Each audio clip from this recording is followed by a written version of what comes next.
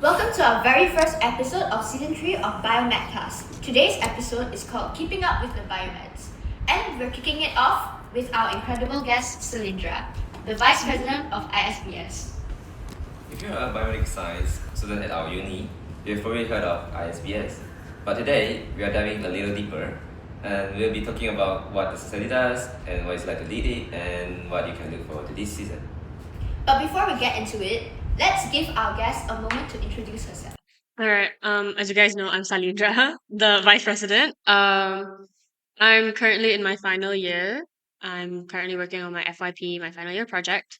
I'm working on my current trends review article, and mostly we're just vibing. Okay, we're just vibing. Okay, Cylindra, tell us a bit about yourself and your role in ISBS. So, like I mentioned, I am currently the vice president of ISBS, and one thing about me is I love taking on a little bit too much than I should. So, in the best way. If we're looking at it from someone, I already immediately knew that I wanted to join ISBS. So I started off as their fundraising director for the term 24-25, and that's where I raised over 470 ringgit through merchandising.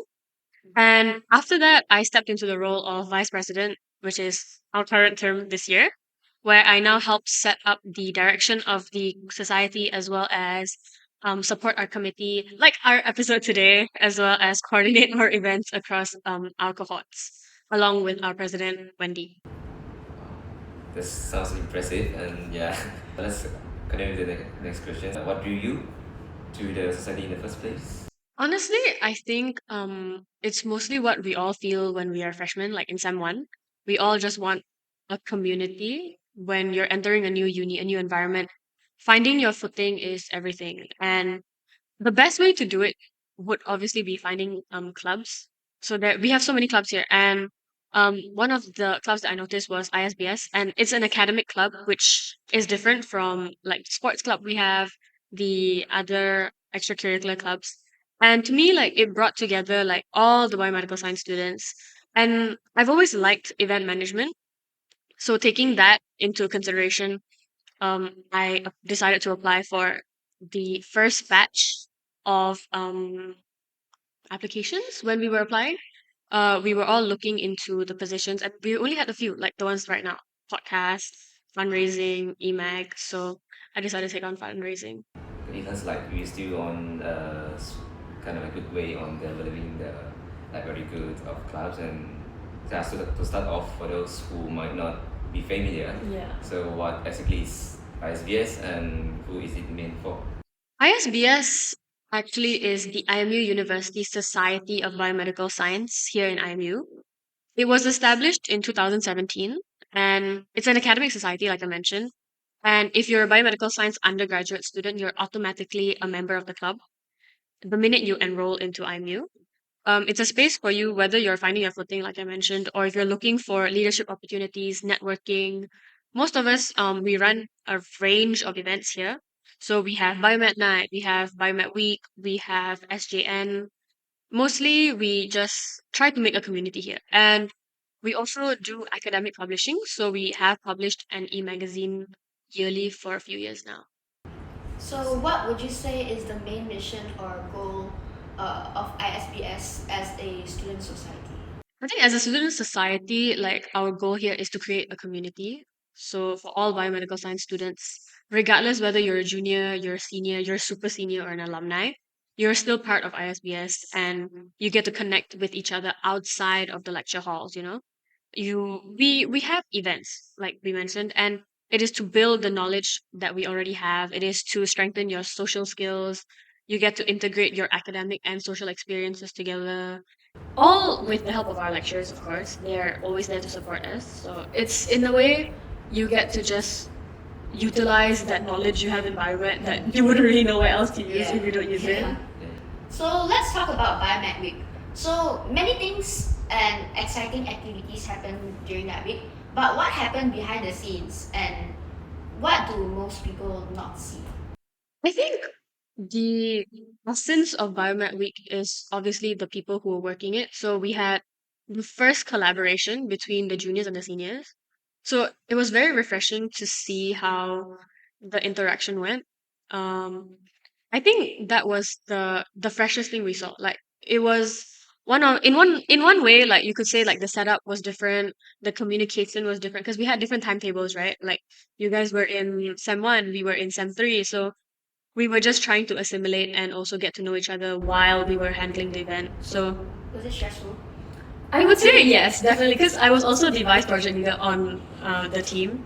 So to see the different aspects of planning and to oversee them and to guide the juniors, because you guys are freshmen, so you guys wouldn't really know the flow of things. So it wasn't stressful in a sense because I enjoy putting myself through stress.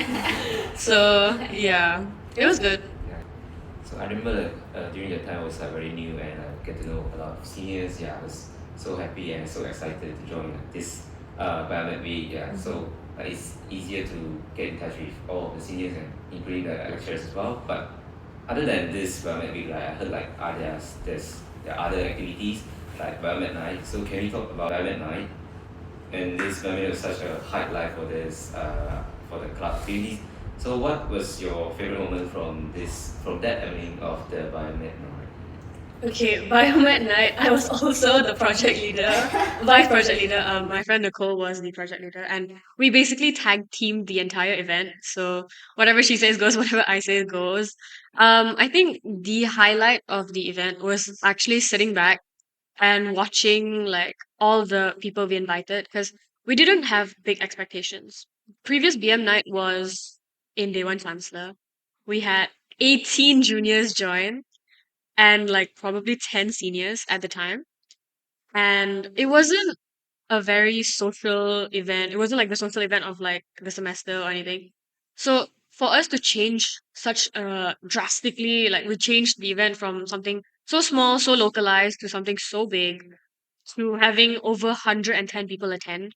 I think that was like the best part of the evening, aside from like all the eating and So the how many dancing. people attended this time? 110 plus. Oh, so that was like a lot more. A than very last big time. difference. We had a lot of cost as well. I think it was just very different because we had so much to consider this time. What What did you do differently that made like so much more people join this time than last time? I think to us, we wanted something more prom themed. We wanted like a dinner, whereas in the previous term, they had like a murder mystery that happened during the dinner. So it was an activity based dinner, and we didn't really get to communicate. And this time, because we have a few batchmates of ours who went to Glasgow or Strathclyde, I'm not really sure. But they went to Scotland and they studied there, and then they came back. And then we had seniors from 1 to 2. We had postgrad students. So in that sense, we had more communication, more networking, because we allowed them to have an opportunity to talk to each other and get to know each other better. So that was nice.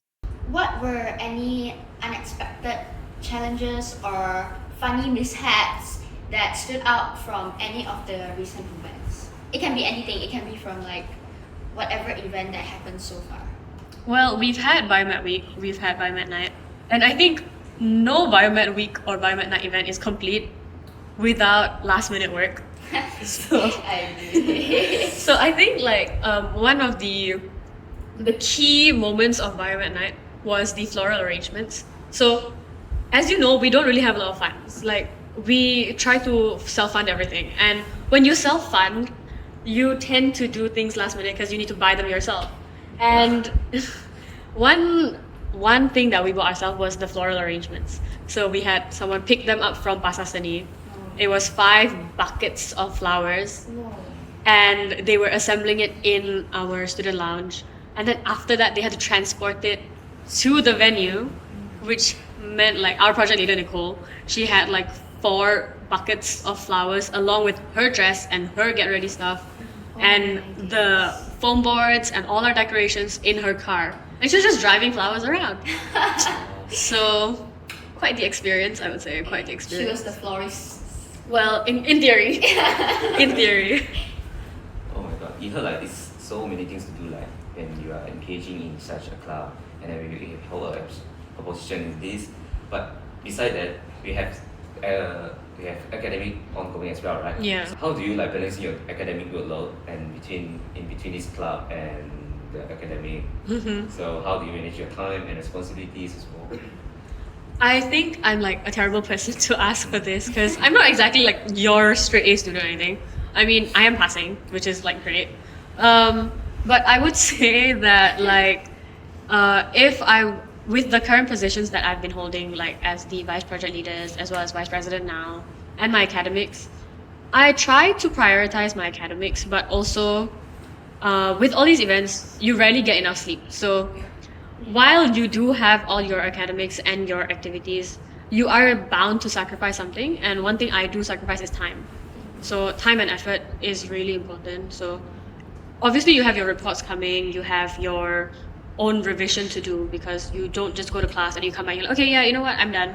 You have to revise yourself. So revising takes time, and I'm the kind of person who studies like 2 weeks before exam. So have you ever thought like, I should have like pulled out from this position, like club, instead of, so that I can put more time into my studies?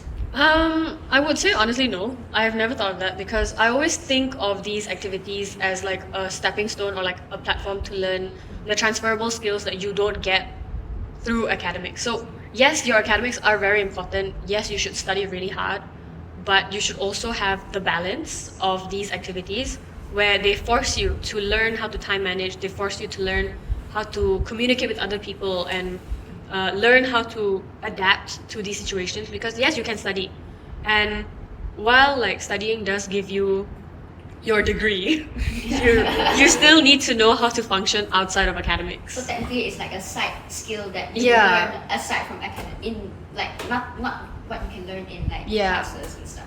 Okay. So can you share like a little moment from your leadership journey that you've made that you are especially proud of? That I'm especially proud of, I think, is just watching people take initiative. Like as a leader, the whole point is to guide people up. You know, like that's what I've been taught from my leaders and the people I've worked with and my superiors. The whole point is for you to find ways to push yourself up and for you to learn. So when I see people take initiative, as like when I'm vice project leader or like for example orientation where I was president, and people take initiative, they come up to me and they ask things and they're not afraid, they want to do something themselves, then that's just very inspiring because it's like, yes, you should step up, you should step to the plate and do what you want. Yeah. So you like people asking questions? Yeah. Like even if it's stupid, just ask. Like just ask. Just don't keep it to yourself. Yeah. Do you have any like any moment that you feel like stressed out because it was like kind of like busy, and then how did you manage this kind of emotional? I'm always stressed out. I think it comes with it's part and parcel of what you do. You know, like you always have stress and you're always wondering what's next, what to do, and it's good to have the stress. It keeps you on your toes. At least for me, I use it as like the channel for me to like, oh okay, I have so much to do right now. I need to get this done.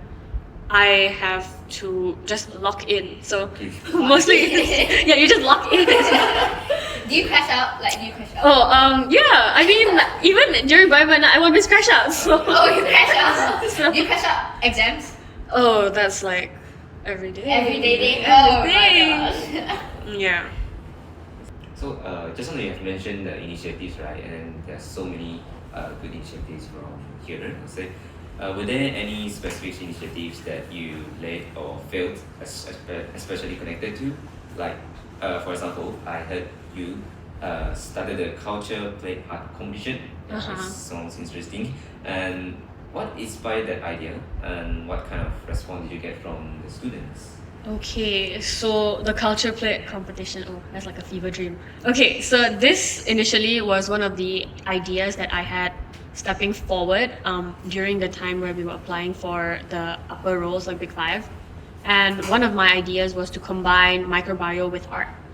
And I brought this idea to quite a lot of people that were in the committee at the time. And they were like, oh, it's too big of an idea and I don't think we can execute it. And I was like, guys, we can. We should. And nobody wanted to. So I decided, you know what? I'll do it. Solo project. Yeah, let's just do it. Passion project. So I went up to Dr. Fabian and I was like, "Hey, doctor, do you want to collaborate with me on this project?" And then he was like, "Yes." He immediately said yes. So yeah, so that was great. He was actually part of like one of the similar competitions in America. So the American Microbiology Society, they had a similar project just a few months ago. So he was like, yes. He even knew like what we needed, so he was helping me with that. But because you do need like a society to back you up, so I went up to Dr. Sen and I was like, "Hey, do you want to support and endorse this project?" And yeah, it was a solo project. So I wrote the proposal, I wrote the finance report, I recruited the people, I did the posters. It was the first time I was my own committee, and in that sense, I learned every single aspect of a role. Was that where you crashed out the most? I wouldn't say so because it was the one time where you could work on your own time, and you know your own timeline. So you're like, oh, So I at your understand. pace. Yeah.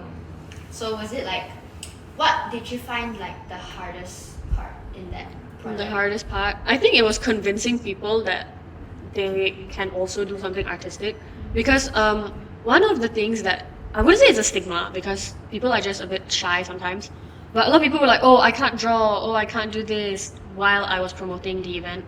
But then there were also people who were like really passionate about it because they were like, "Oh yes, I want to combine art with like microbio," and they saw the culture plate as like a medium rather than like a challenge. So But to then- get them. So how was it? Like, how did the competition go? Well, it was really nice. A few of like your cohort and my cohort joined, as well as master students.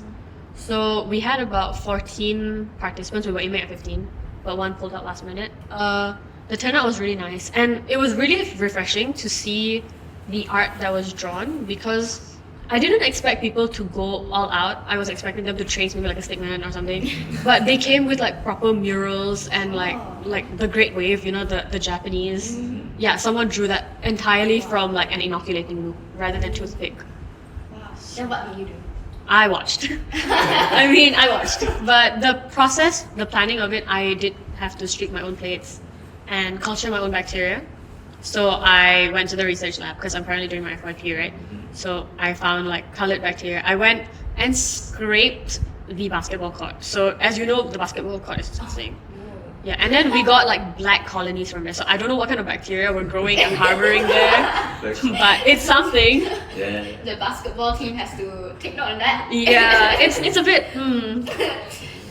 Cleaning has to be done, guys. yeah, a little bit of sterilization maybe. Okay. Apart from that, so I heard that this year's theme for our talk is actually forensics. Mhm. So what led to this choice? Why forensic? I think it's because for biomed, we don't really get to know what kind of things are out there for us. Everyone just tells us, oh, diagnostics, corporate. But we don't actually go into like the other stuff like food tech, food science, forensics. We don't go into all of the other stuff that we are able to tap into. And forensics was just one of the nicer ideas that we could use to tie together the scientific skills that we've learned. So we've learned how to do ELISA, we've learned how to do microbiome, we've learned fingerprinting, we've learned so much that we don't really get to apply elsewhere. So it was nice to see that we could put it in a theme and it is openly accessible to everyone. Because like topics like pathology, toxicology, and DNA analysis is something that we can cover, you know? Actually, like forensics is like sounds. I believe that everyone know forensics, right? But most of us students doesn't know forensics so much well, and not even deeper inside.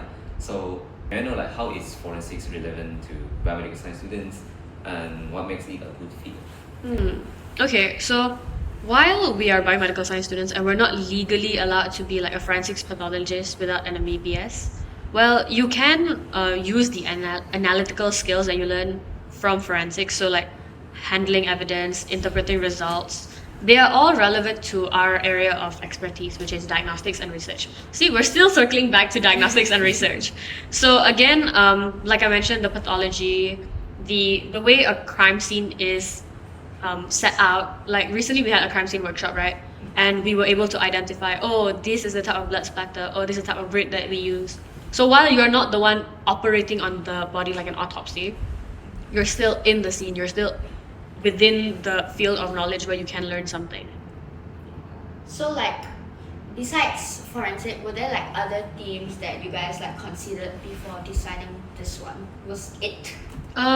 We did. We considered bioinformatics, we considered histopathology, we considered mycology, because all of these are topics that are related to biomedical science. They've been done before in our senior junior nights, in our biomed weeks. So it was refreshing in a way, and also like quite new to us to discover forensics. And forensics has been quite up and coming recently in like our biomedical science field, especially with all of us being in Sem 5 this year. So you just didn't want it to be like repetitive since you already done it? Yeah. Just like I heard like the biomed senior junior night, right? Mhm. And what can we expect from senior junior night? Any Well. teasers? Yeah. Senior junior night this year. Well, we can say that your cohort is planning it, that's for sure. So the people we've recruited, they're very promising. So you guys can stay tuned, and hopefully you guys will sign up for the mentor positions, the game positions. So that's something for your cohort to look forward to. I mean, it is supposed to be a time for us to, connect with the juniors. So I hope that your batch gets to do it, and you'll have more time to bond with the juniors this term. Are there any like tips or like any advice you would want to give for the upcoming students who are planning the senior junior night? I think communication. Communication is really important, especially when you're handling 50 to 60 people. You're not one man showing everything. So it's good to talk to your friends, get to know what they want, what you want. Because at the end of the day, you're going to be studying together, you're going to be working together. So it's best to know what each other, like what you know best about each other. So it's best to keep like the communication level like at At top tier. Thank you. So like, are there any exciting like events or initiatives that ISBS is planning this year or this season, upcoming months? Upcoming, we have the e-magazine launch, which is also forensics themed. So that's something to look forward to. It will be released during SJN, which is Senior Junior Night.